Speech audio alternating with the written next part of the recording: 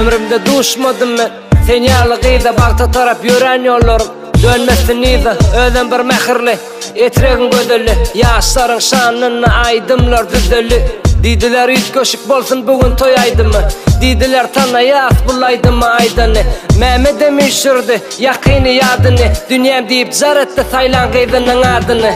Geliye gelin akçalı vatlı Karışya aşık yigit ulu hüvetli Şulur yalı toylar vasın ocağında ilmiden Koy şartlıktan ağlasın bugün enatan Saçaklar bedelli, bulgurlar düdüllü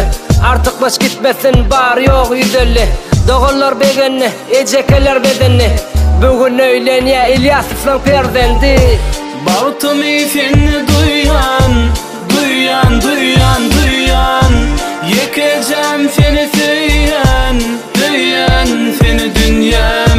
Bağıtım ifini duyan Duyan, duyan